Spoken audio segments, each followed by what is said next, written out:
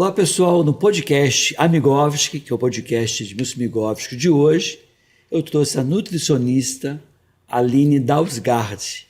Ia falar sobre erros alimentares, alimentos ultraprocessados e alguns vícios que podem e devem ser evitados no nosso dia a dia, tá bom? Você não pede para esperar. Fique aqui, fique bem, fique com a gente.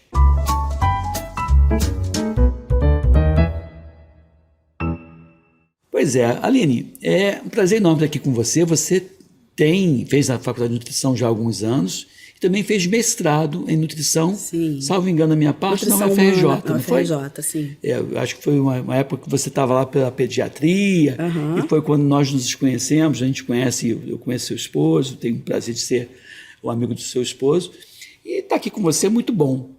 O assunto é muito instigante, né? Alimentos ultraprocessados. É o quê? Aquele alimento que sofreu muitos processos, não processo jurídico, né?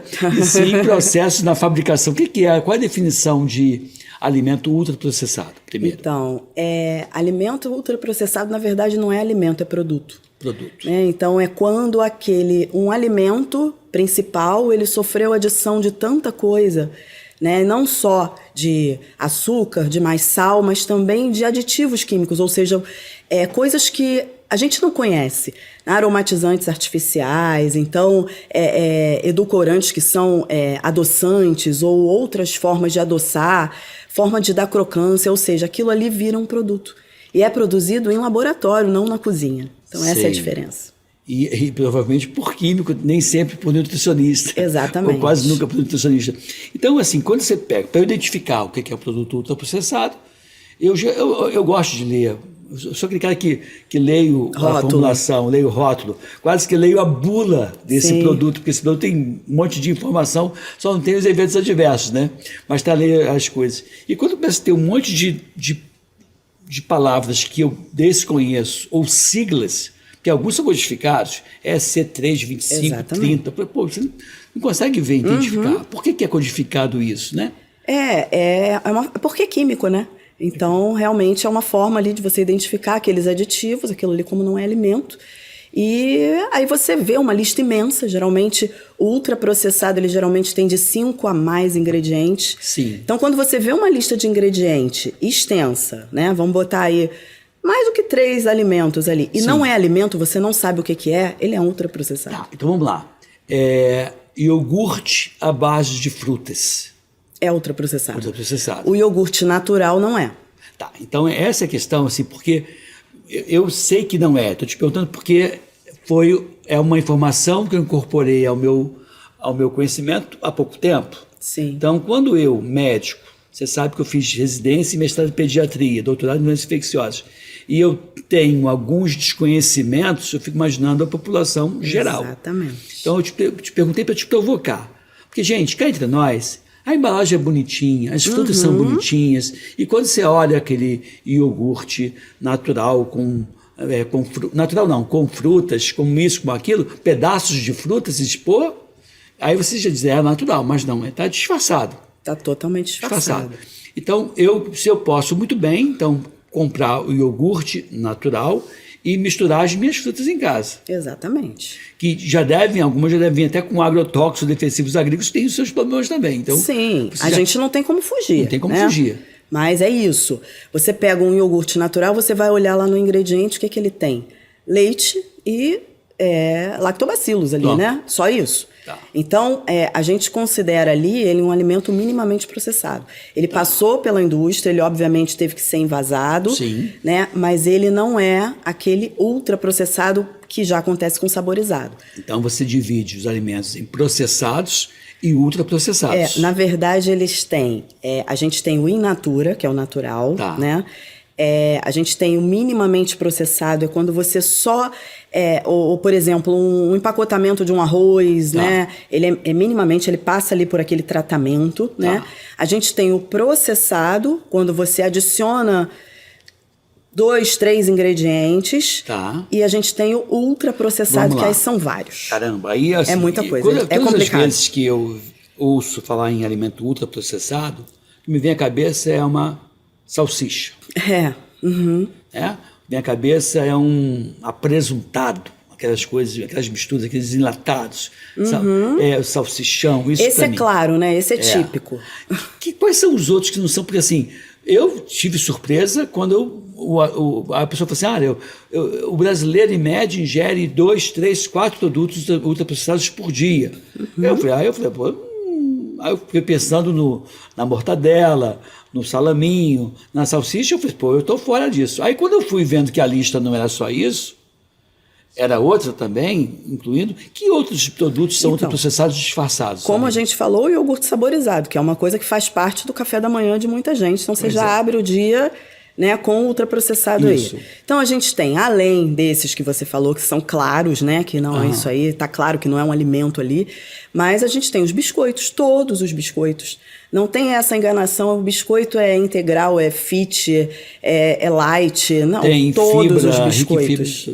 Exatamente. Então, assim, biscoitos, nuggets, lasanha, macarrão instantâneo, tudo isso é ultraprocessado. Macarrão instantâneo é esses que você... Tipo tipo assim, aqueles que você bota assim rapidinho. Isso. Mas não um espaguete que você cozinha. Não, aí ele já é minimamente processado ou processado, né? Gente, mas é muita coisa. É muita coisa. Eu acho que, assim, é um exagero também a gente ter que gravar isso, né? O que eu procuro passar é o seguinte, não tem problema, eu preciso do alimento minimamente processado e do processado na minha alimentação, porque senão a gente não tem como dar conta da alimentação para a população inteira.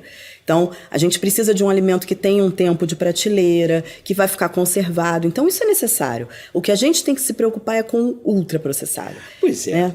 E outra, de novo, me causou uma certa preocupação recente isso. Também não vou falar o nome da empresa para evitar, porque eu estou falando, eu ouvi na internet, então não estou aqui para ficar espalhando fake news. Mas uma determinada loja que vende produtos de carne crua, vende também lá alimentos prontos, vende lasanha, mas assim, aqui no Rio de Janeiro está cheio dessas lojas, que a carne crua estaria também com amaciante, isso, aquilo. Quer dizer, o alimento ultraprocessado não obrigatoriamente é um alimento pronto para comer. Não. Ou esses alimentos tipo empanados de galinha, de peito de frango ali, tudo bem, eu já entendo. Mas, assim, mesmo o alimento cru, que a princípio não deveria ser ultraprocessado, tem alguns alimentos assim. Aí eu já acho até que eles entram na categoria dos processados, né? Você adiciona um ou outro ingrediente. É claro que, assim, se você está falando de um local que faz ali um preparo, né? A gente não sabe, não pode garantir, não tem um rótulo aquilo ali, né? Mas ele pode ser minimamente. Né? Não, mas nesse caso são embalagens fechadas e esterilizadas. Se são embalagens fechadas. E aí a questão assim, eu fiquei com antipatia porque era uma loja que tinha coisas legais, tem um preço bom, tem só produtos a princípio que eu reputava com produtos bons, mas aí tem essa questão, aí eu comecei a ficar tenso. Aí eu pego lá o peito de frango cru, que seria algo a princípio ok, inofensivo, né? Inofensivo, e aí cheio de produtos químicos que as pessoas injetam para aumentar o peso, para dar um pouco mais de maciez na carne. Eu vi isso, a carne já toda processada, toda mexida, toda manipulada. E se está empacotado, não tem jeito, porque aquilo ali entrou conservante, né? Aquilo ali foi feito para ter um tempo de prateleira. Então acabou, é ultraprocessado. E quais são, assim, na tua visão, os principais problemas? Você fala, o leite, o iogurte à base de frutas é ultraprocessado, é bom que você evite. Mas a ingestão frequente desses produtos já tem problemas clínicos, médicos relacionados a esse tipo de problema de ingestão desse produto. Eu sei que tem a questão de câncer, mas quais são os outros problemas que você estaria? Primeiro a gente vai pensar nas doenças crônicas, então falando de diabetes, de obesidade, hipertensão arterial. Então isso fica claro porque geralmente são alimentos com um maior teor de gordura, acrescidos de açúcar, então... O hipertenso também por causa do sal, né? Agora, eu que lido com criança, a coisa que mais me assusta é a quantidade de aditivos químicos. Por quê? A gente já vê relação de consumo de aditivo com autismo, com déficit de atenção, com hiperatividade. Caramba! Então aí a gente já entra numa questão que vai além das doenças crônicas. Quando você fala do autismo, eu sei que há uma suspeita forte em relação a isso, mas eu queria que a nossa audiência aqui entendesse, né? O autismo, houve realmente um aumento do diagnóstico, né, da doença espectro autista, eles começam a botar um monte de manifestações dentro do autismo, mas era algo que ocorria 1 para cada 2.500 crianças nascidas vivas, depois foi para 1.700, depois foi para 1.200, e hoje em algumas regiões está um autismo para cada 35, 40 crianças nascidas vivas.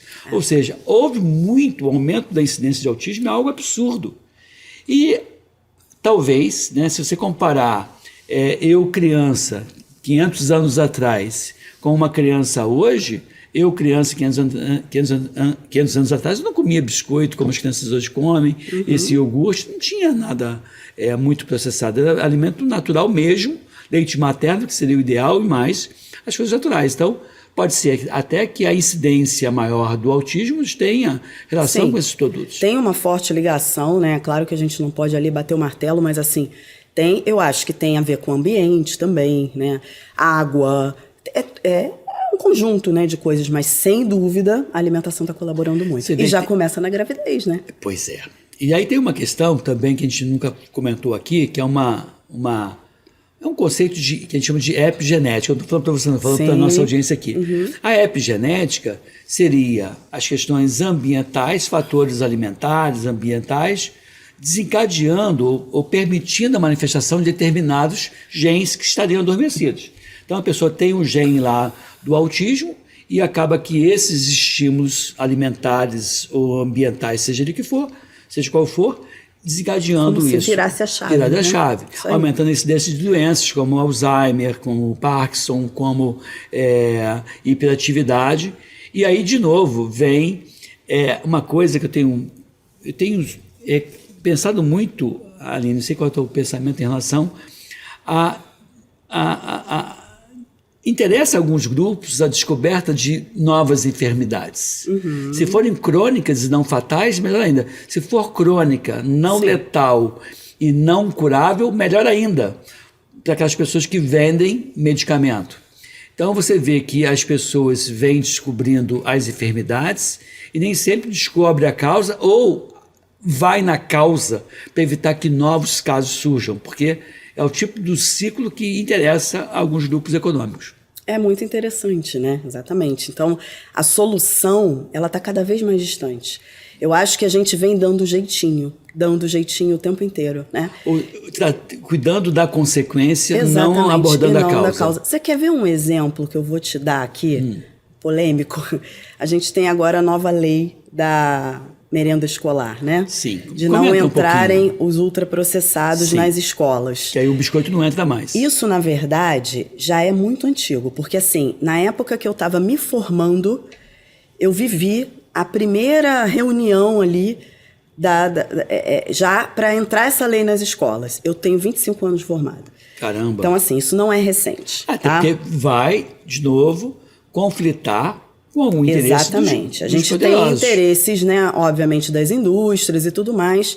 E aí, só que assim, a obesidade, e principalmente a obesidade infantil, é uma pandemia. Sim. Né? Ela é uma pandemia pior que o Covid. Sim, com então certeza. Ela vem crescente, e a gente não sabe a saúde dessa população jovem aí, como é que vai estar. E estão dizendo, inclusive, que vai ser depois de algumas décadas, de algumas gerações, as gerações atuais vivendo menos tempo do que as gerações mais velhas. Sim, vai mudar. Por conta das enfermidades provocadas pelo sedentarismo, obesidade, ou vivendo etc. mal, né? Porque não é só expectativa de vida, é a qualidade de vida também, né?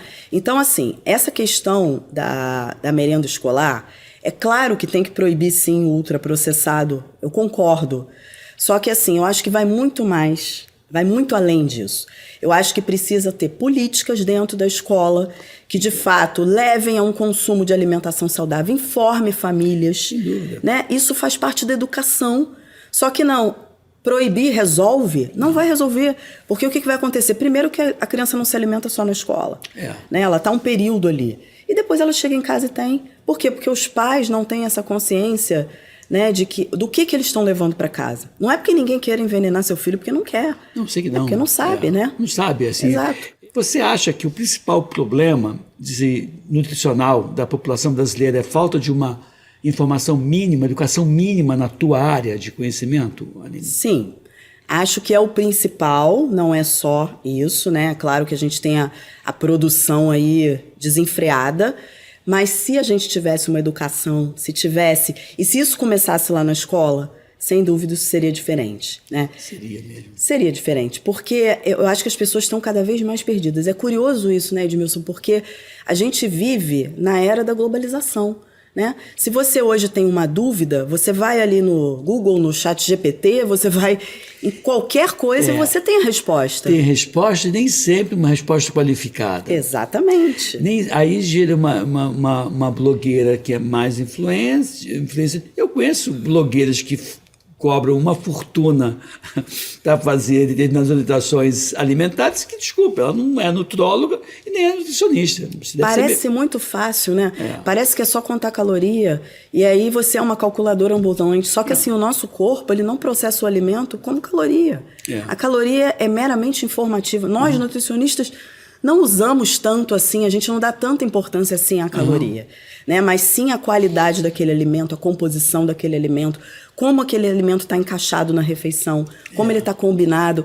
E assim, isso não é o tipo de coisa que a gente pode chegar num vídeo de 1 minuto e informar. Sim. Né? Mas a gente pode construir. E aí, o que acontece também, na minha observação, é que o lobby de quem produz quiabo, jiló, abóbora, cenoura, alface, alimentos in natura, não é o mesmo lobby de quem vende biscoito. É um outro recheado. apelo, né? Até porque não tem rótulo. Não tem rótulo. E isso é uma outra coisa legal, assim, a nova lei de rotulagem, que veio aí em outubro de 2022, ainda tem alimentos, dependendo da classificação do alimento, eles ainda estão dentro do prazo, né? Nem todo rótulo mudou. Sim. Mas está aí em vigência até 2025, a gente vai ter todos. Confesso para você que eu vi alguns que estavam assim... alto teor de soja, alto teor de gordura. Na tarja preta. Caraca, né? Aí fica difícil de comprar, hein? Então assim... Mas também tem uma safadeza, que o Tito está falando em casa, que é assim, agora tem que botar a quantidade de farinha integral no pão integral. Integral quanto? 20%, 30%. Aí virou um fabricante que botou assim, 100% nutricional. Ele não bota integral. Entendi. E quando a pessoa lê, aí vai lá nas entrelinhas, lá, 30% de integral. Cara, me deu uma raiva. Eu não acho que vá resolver, né? Porque assim, essas trapaças vão sempre existir, só que elas diminuíram. Sim. Porque assim, uma coisa que eu acho, porque o que acontecia antes? A parte da frente do rótulo era terra de ninguém. A parte da frente a indústria podia botar o que ela quisesse. Sim. Aí só era regulamentado atrás. Aquelas fotos meramente ilustrativas. Aí você bota, né? é fit, faz bem, aí bota a foto de uma mulher magra e tal, e eles podiam fazer o que eles quisessem. Agora não, tá regulamentando na frente. E é verdade, você olha o produto, fica arrumado de frente, não na parte de trás, né? Então, isso já achei uma coisa boa. Outra coisa legal... As letrinhas estão maiores também, né? Não pode, pelo menos, eu não sei se todos estão cumprindo, mas não pode estar em local dobrado, né? Que é justamente para você não ler. E outra coisa legal que eu achei é que antes o produto ele era classificado em porção, ou seja, ele botava ali o teor de gordura ou de açúcar na porção. Geralmente era porção de 30 gramas. Aí você via aquela coisa curiosa do biscoito. Porção de 30 gramas, 2 biscoitos e meio. Ficava danada com aquilo. Quem vai comer 2 biscoitos e meio? Quem come a outra metade? Então, assim, agora não, agora é em 100 gramas. Tudo em 100 gramas. E aí eles fizeram padrões. Então, até 15 gramas de açúcar em 100 gramas, ok. Passou de 15 gramas, alto teor de açúcar. Entendi. Entendeu? 6 gramas de gordura saturada, maior do que isso, alto teor de gordura. Então é isso que ele está querendo dizer. E sódio. O sódio também, nessa questão. Sódio são 600 miligramas. E você concorda com essa medida? Não, concordo com essa medida. E eu acho também que isso, de alguma forma, quando você olha aquela tarja preta alto teor, porque antes você até podia saber, mas Fingir que não sabia, mas Na agora tua não tem cara, como, né? Então, é aquela história assim, nesse caso, o que o coração, como é que é, os olhos não veem, o coração não sente. Mas nesse caso, o que os olhos não veem, o coração vai sentir. Vai sentir, né? Pelo menos a consciência vai estar falando não, ali. É interessante porque vai sentir mesmo, porque são doenças cardíacas e metabólicas que mais prejudicam o coração da Eu não gente. vou dizer que vai resolver, mas já é uma mudança. É uma mudança. Já é uma mudança. E foi isso que acho que trouxe também esse reforço na lei ali das escolas. Só que assim, eu vou te dizer, eu desejo muito que funcione, mas eu não sei se vai funcionar sem uma política ali por trás, sabe? De educação dessa população. Não é igual abaixo. Tá todo mundo desinformado, gente. As pessoas estão com medo de comer. As pessoas estão com medo de comer hoje. Elas preferem comer um produto que tem rótulo do que comer um alimento, comer um pão caseiro, comer... Quem come... O pessoal tem medo de comer pão. Outro dia eu vi uma pessoa da minha igreja colocou a foto do seu filho comendo um pão francês. Uhum. E aí a nutricionista comentou, a nutricionista do pai, olha só, tá dando pão pro menino, ele tem 2 anos. Ele estava comendo um pão francês, pelo menos não era um bisnaguinha, né? Então, assim, só hoje, quer dizer, fica aquela coisa... A bisnaguinha que você fala é aquele prontinho, pequenininho, cheio de açúcar, ultraprocessado, cheio de sódio. Caramba, é difícil. E assim, obviamente, eu sei que o pão francês hoje em dia não é aquele pão de padaria de antigamente, que você pegava só a farinha, a água, o fermento.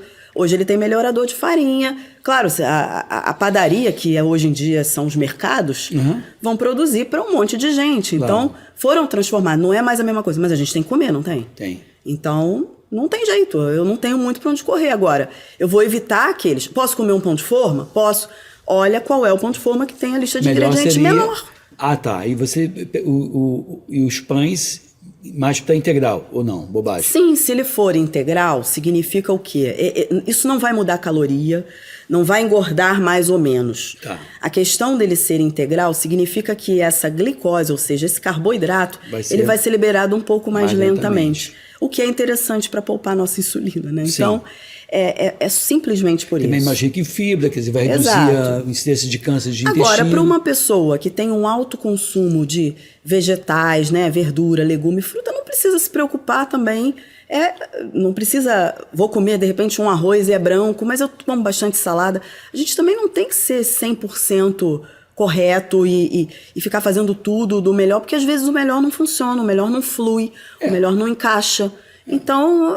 Sabe, é equilíbrio, gente. Essa palavra que é aquilo, né? Onde que está o equilíbrio na prateleira do mercado? Não tem como você pegar esse item, né? Caramba, é difícil, Aline. Assim, você, eu, quando trabalhava como pediatra e pegava, às vezes, a criança com prisão de ventre, você ia ver, tinha erro alimentar direto. E eu, como pediatra, eu influenciava muito no hábito da criança e mudava o hábito alimentar da família. É bem interessante que você conseguia trabalhar esse conjunto família, né? A criança era um reflexo do adulto que cuidava dela em todos os segmentos, inclusive na questão alimentar. Por exemplo, meu filho, quando era pequeno, me via comendo de tudo e come de tudo até hoje. Ele sempre foi uma criança que experimentava aquelas coisas, não dizia assim, isso eu não gosto. Ele experimentava.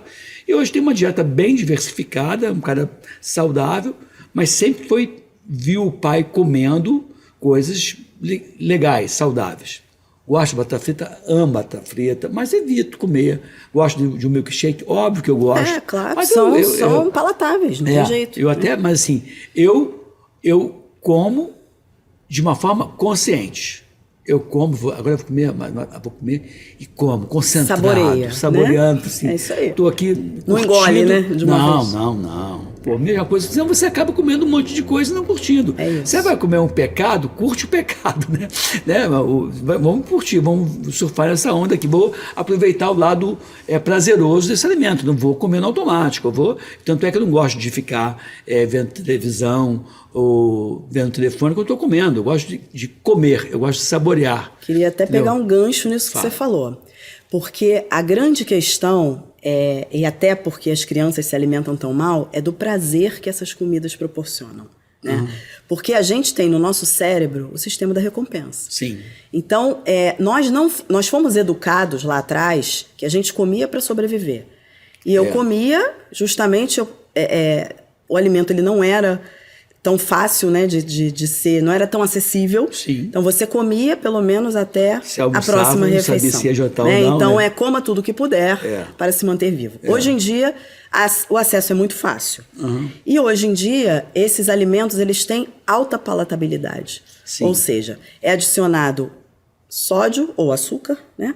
É adicionada crocância. Sim. Então são alimentos que geram o prazer.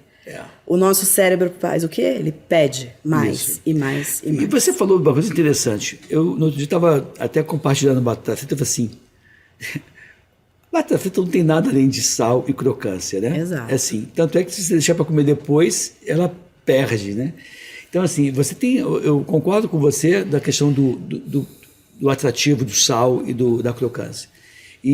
Mas eu curto a coisa crocante, óbvio, né? Mas eu tento buscar, por exemplo, coisas mais naturais. Você tem crocância natural, né? Não precisa ser crocância cenoura de crua, gordura hidrogenada. A cenoura crua, o pepino. Exato. Eu até gosto de fazer, às vezes, de fazer tira-gosto. Gosto de ir para Angra, passear de barco, essas coisas, mas eu gosto de fazer essas coisas, porque aí eu como a crocância e boto ali, às vezes, o molho inglês, que tem lá sódio, mas assim, é algo que vai dar o salgado e a crocância natural da cenoura cortada em palitos, entendeu? Isso aí, é isso e aí aí. como ali de boa, me satisfaço bem com esse negócio. É isso aí. Vai adaptando, né? Então é isso, não tá... Porque aí, chega hoje em dia, não, eu botei, mas aí eu botei o molho que tem... Gente, pelo amor de Deus, não é sobre isso. Né? O que você tem mais ali são os alimentos saudáveis. Você colocou ali, claro, deu um incremento, isso faz parte, não, tem né, gente? Que critica, eu fico... Eu não concordo. Se a pessoa diz, a pessoa foi numa churrascaria, comeu, aí na hora de pedir o refrigerante, pede o diet. Sim, é menos uma caloria. Menos um açúcar, menos né? açúcar, né? É claro que é saudável. Não, você está trocando o açúcar pelo adoçante, tem outras questões, mas assim, açúcar também não é saudável. Não é. E você sabe uma outra coisa? Eu vou falar aqui, porque eu preciso falar sobre isso. Vai, desabafa. Vou desabafar, porque assim, essa é uma outra questão. Eu trato muito obesidade infantil, tá? Sim. Como eu disse, é uma pandemia.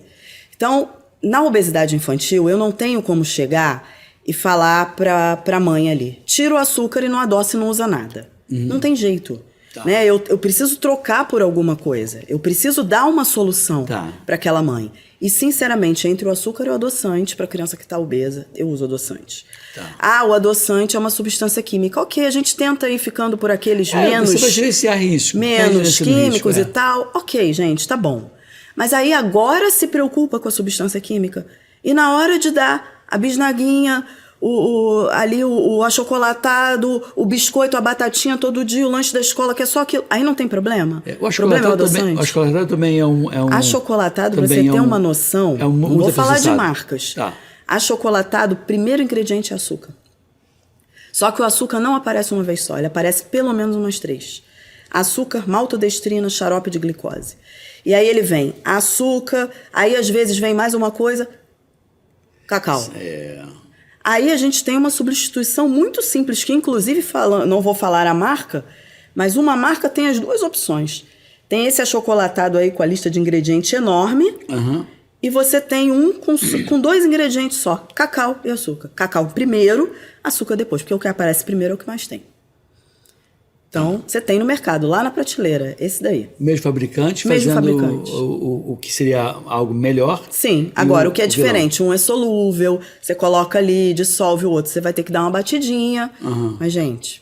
Melhor bater. Né? É uma mudança, exato. Então, é aquilo. Você hoje, o teu índice de sucesso, para 100 crianças que chegam no teu consultório com obesidade, quem é que encaminha essa criança para você? É o pediatra ou é o pai, a mãe responsável? Hoje em dia, assim, eu vim do IPPMG, da UFRJ, então assim, lá eu trabalhei 10 anos, então eu acabo tendo uma rede de contato muito grande de pediatras e endocrinopediatras, né? E eu recebo mais, eu vou te dizer que 80% eu recebo dos pediatras e dos endocrinopediatras. Ou seja, não é uma procura espontânea, a mãe acha que está tudo bem. Normalmente, por procura espontânea, eles vão para os endocrinopediatras. Ah, tá. E aí o endocrinopediatra encaminha, porque já associa aquele excesso de peso com algum problema da tireoide. E não né? ao E aí, macarrão, e assim, mas... às vezes eu sinto, no primeiro momento da consulta, que é até um pouco frustrante. Porque você imagina, você vai buscar um profissional, e principalmente um profissional que muitas vezes até tem um plano de saúde, porque o nutricionista já é diferente, né? Uhum. E aí você chega naquele profissional achando que vai resolver o problema e o profissional vai e te caminha para outro. Mas não tem jeito. Porque assim, para cuidar da alimentação, para falar da alimentação do dia a dia, para dar receita, tem que ser um nutricionista, não tem como.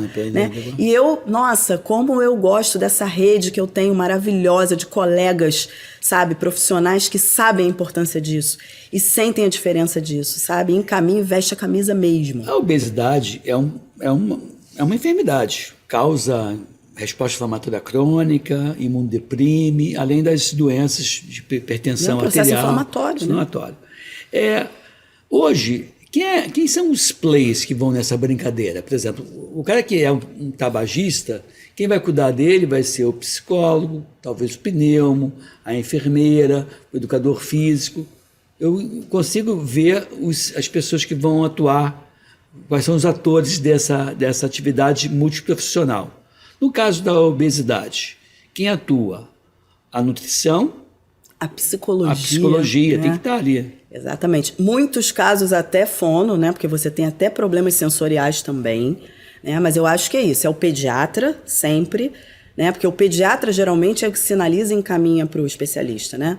Então, o pediatra, o endocrinopediatra, o nutricionista, psicólogo, e aí, se tiver outra necessidade, aí encaminha. O setor público está preparado para dar esse suporte que você dá? Hoje você falou que trabalhou na pediatria da UFRJ, 10 anos, hoje faz clínica privada. O teu endereço, o Instagram, qual é o teu Instagram? Vou pedir para o Caso botar aqui. O meu Aline tem H na frente, né? Aline.saúde no prato. Saúde no prato, legal. Ficou saúde no Aline prato. com H, saúde no prato, Isso. Que é o teu Instagram. Isso. Tá. Você disse também que trabalhou 10 anos no setor público e hoje faz clínica privada. O setor público está preparado para esse tipo de suporte? Não.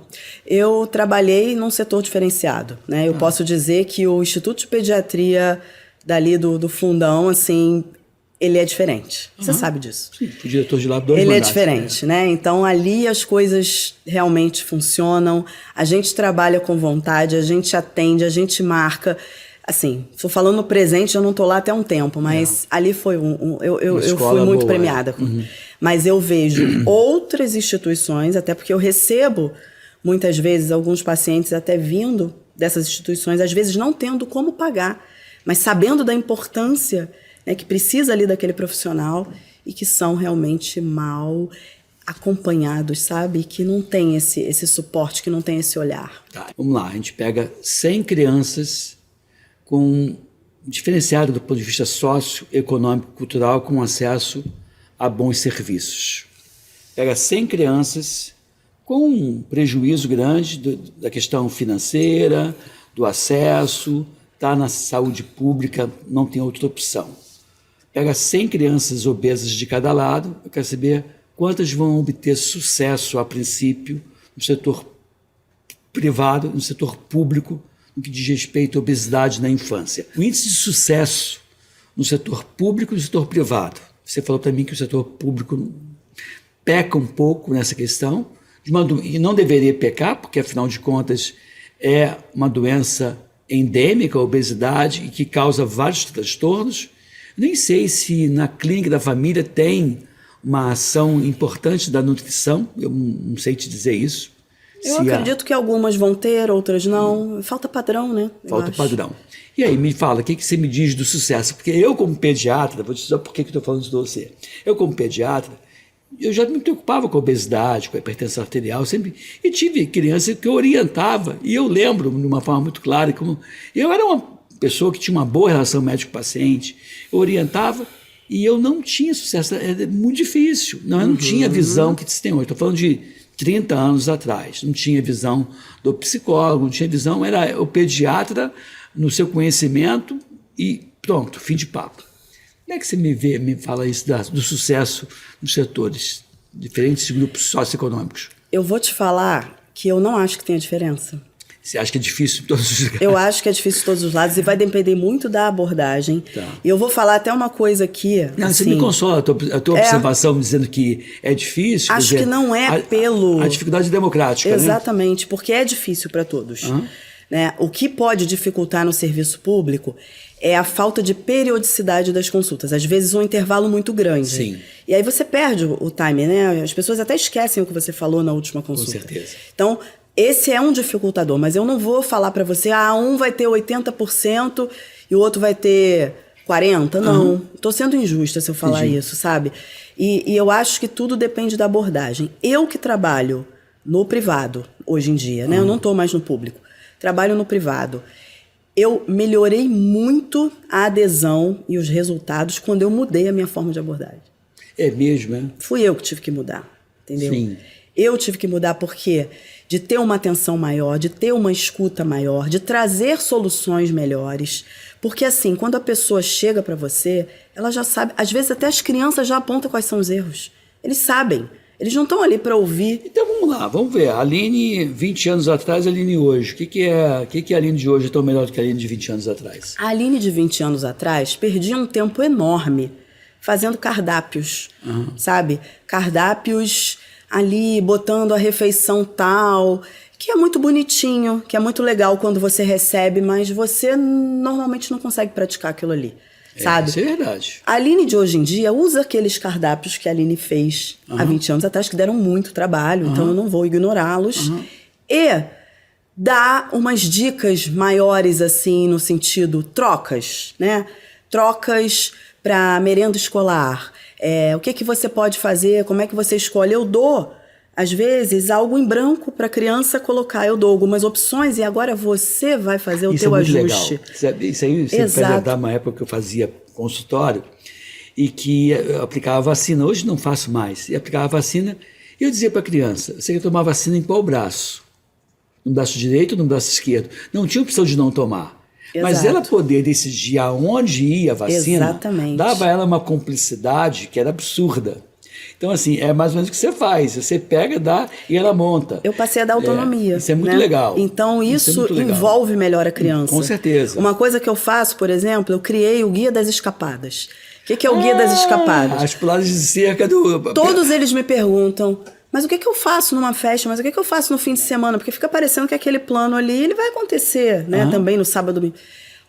Você tem um vale escapada. Olha só. Aí eu boto o que é a escapada e eu coloco também a quantidade, porque também não vai para comer tudo. Claro. E aí eu falo, você tem direito a 2 escapadas na semana. Se você vai usar na segunda, se você vai usar no sábado, no domingo, é com você. Só lembra o seguinte, se gastar a sua escapada na segunda, quando você chegar sábado e domingo, você não vai ter 2. Aí, isso dá também uma certa leveza pro pai e pra mãe. Porque senão fica aquela criança, eu posso. Parece que é a mãe que tá dizendo ali, né? Joga pra ele. Quando ele perguntar se pode ser, quantas escapadas você já deu? Se você já deu 2, não pode, lembra?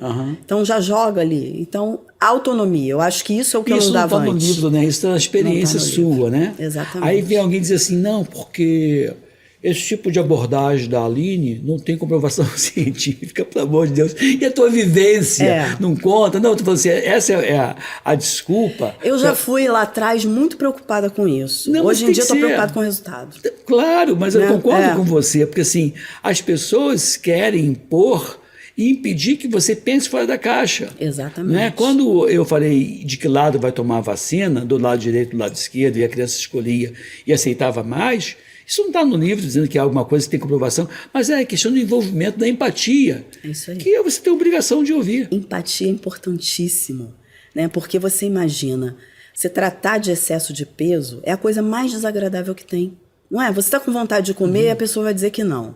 Você gosta de uma coisa, a pessoa vai dizer que não. Né? A gente enfrenta inúmeras piadas de nutricionista por conta disso, porque parece que a gente é o chefão. Sim. Então você já está ali numa situação desconfortável. A pessoa vai ficar gritando com você, vai ficar mandando, vai ficar te dando ordem, não vai ter adesão. Não vai né? ter. Então, empatia é você se colocar no lugar do outro, é você entender que é difícil sim, mas tem solução.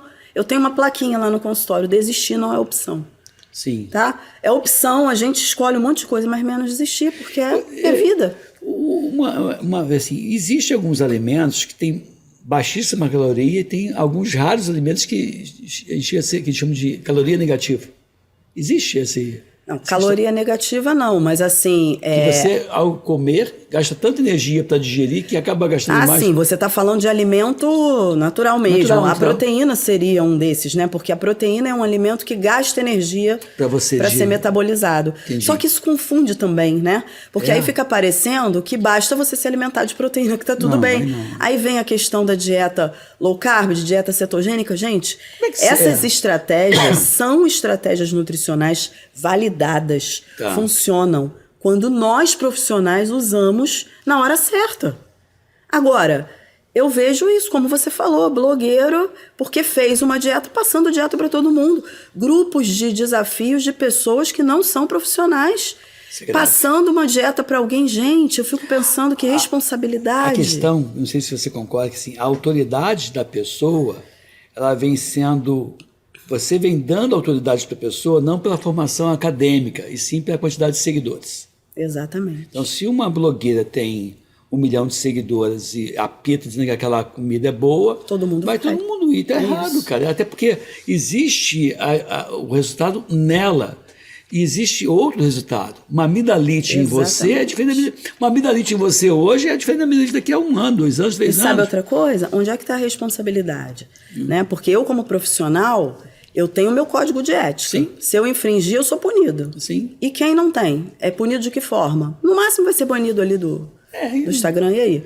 Quer dizer, a saúde da outra pessoa está em jogo. Eu não tenho coragem, tem determinadas orientações que, gente, eu não tenho coragem de fazer uma orientação dessa. Cara, é risco de vida. Não, e uma coisa interessante, assim, você sabe, sou médico, mas assim, quando tem uma orientação que não é da minha especialidade, eu converso com o especialista. Claro. E digo, olha, quem me deu essa orientação foi o fulano, foi o ciclano. E eu não trago para mim, porque é muito sério orientar alguma coisa. Muito sério, claro. Quando alguém pergunta alguma coisa que eu não sei, eu vou pesquisar, vou estudar, vou procurar saber de quem sabe. Eu não me pauto pelo blogueiro, porque eu acho que esse tipo de informação, mesmo que seja uma informação proveniente de uma fonte segura para esse blogueiro, a aplicação daquela informação ela vai variar de pessoa para pessoa, porque senão não precisava de mais ninguém. Exato. E isso só confunde cada vez mais as pessoas. E entra naquele ciclo. As pessoas sabendo cada vez menos, mais desinformadas, e é isso, só a saúde piorando. Né?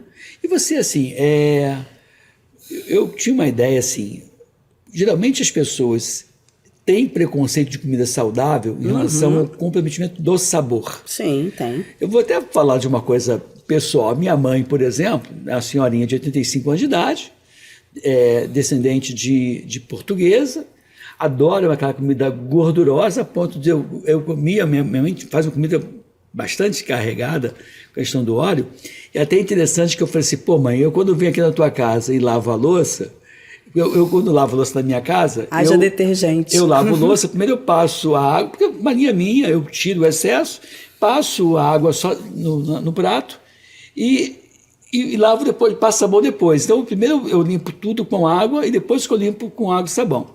E eu digo assim, lá em casa, quando eu passo água, se bobear, o prato já está quase limpo, aparentemente limpo, porque não fica escorregadinho. Aqui na tua casa, sou obrigado a fazer, lavar, e fica coisa escorregadia, um excesso de graxa, de óleo absurdo. Eu falei, mãe, por que você não experimenta essa panela air fryer? Porque... E recusa, como se o alimento lá... E fica muito bom, eu faço torradas maravilhosas, dá crocância, com pouco óleo e dá sabor. Mas minha mãe tem preconceito. É aquela questão, porque as pessoas acham que saudável é o tomate e o alface e fim de papo, né? Não, pô, tem muita coisa tem gostosa. Várias receitas, coisas, né? Eu adoro receita, né? Então, o meu Instagram é cheio de receita. Então, você é uma nutricionista que também gosta de ser meio Masterchef. Sempre gostei de cozinha, sempre. Aliás, eu comecei a cozinhar com 13 anos por livre e espontânea vontade.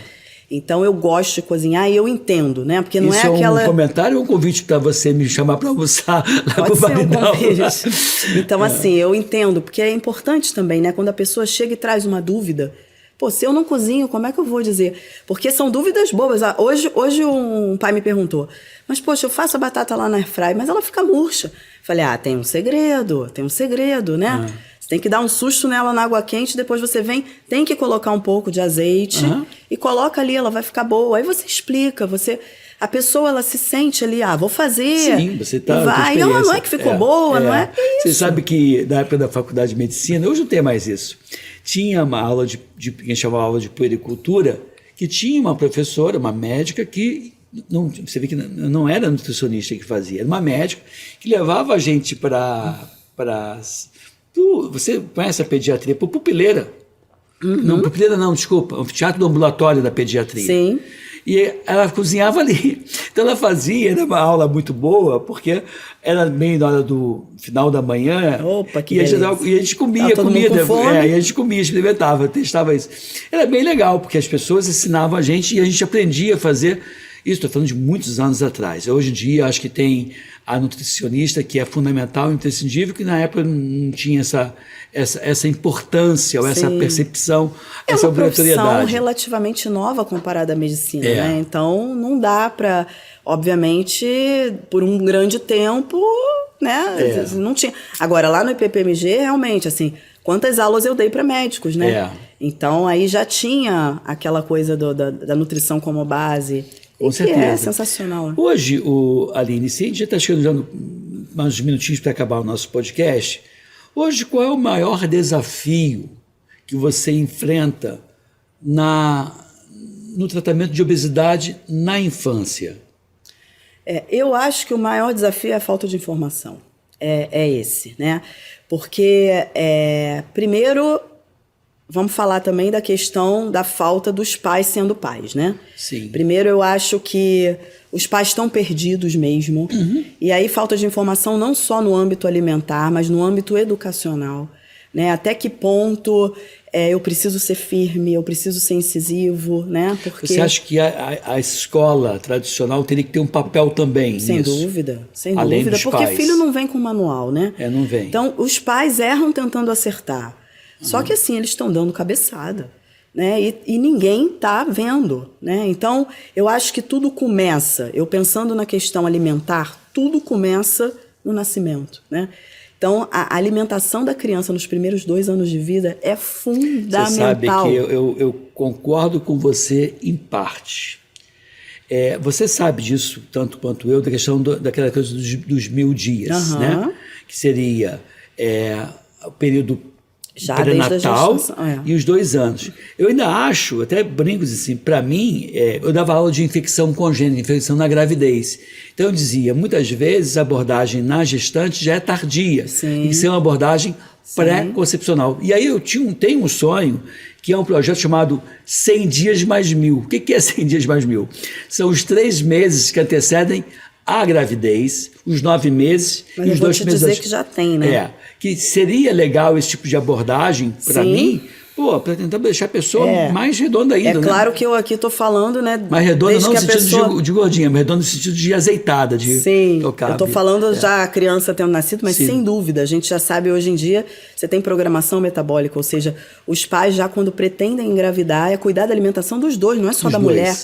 Né? Porque antes achava que era só da mulher, porque ia ter a gestação. Isso. Mas a gente sabe que influencia também nos gametas. Então, assim, a alimentação também do pai, colocando o pai junto ali, né? Claro. Então, sem dúvida, tem essa contribuição, né? Agora, se a criança ali nasceu, ela passou daquele período de amamentação, né? Ou até do uso da fórmula, enfim, começou com a introdução alimentar, uma introdução alimentar bem feita, aquela criança dificilmente ela vai se perder. Houve mudanças muito grandes, né? Eu sou de uma época, como pediatra, 20 e tantos anos atrás, você dava suco de frutas. Hoje, como é que está as mudanças principais da alimentação infantil para a gente poder encerrar o nosso podcast? Não necessariamente eu concordo com todas as mudanças, né? Mas vou dizer quais são. Realmente, a falta do sal para cozinhar, né? Ou seja, quando você começa com a alimentação na fase de introdução, é aquela comida sem sal nenhum, mesmo sendo o feijão, enfim, os alimentos ali. Você vai habituando a criança com menos sal. Ter o sabor só do alimento, né? O açúcar proibido até 2 anos de vida. E o suco, na verdade, a fruta só ser oferecida in natura e não na forma de suco. Então, o suco também não estaria ali no primeiro ano. E você está falando do suco feito em casa. Então. Nem leve em consideração a questão do suco de caixinha. Não. Caixinha não, até porque o alimento industrializado, ultraprocessado, não entra até 2 anos, né? Tá. Então, assim, isso grosseiramente foi o que mudou. Agora, se eu concordo ou não, aí é outro podcast. Tá bom. Aline, um prazer estar aqui com você mais uma vez. A gente já tive você na TV Band, quando a gente fazia o programa Fique Aqui, Fique Bem, né? O Fique Bem com a gente. Estar aqui contigo foi muito bom, o papo fluiu. E, mais uma vez, estou os contatos para as pessoas poderem acompanhar você. O Aline, com H. Aline.saúde no prato no Instagram. Gente, Ele tem o endereço do consultório. Obrigado mesmo, espero que vocês tenham gostado. Por favor, compartilhe esse vídeo, porque são informações como essa que vai ajudar muita gente a ter uma vida melhor, tá bom? Fique aqui, fique bem. E com a gente, até o próximo encontro com vocês. Bye, bye.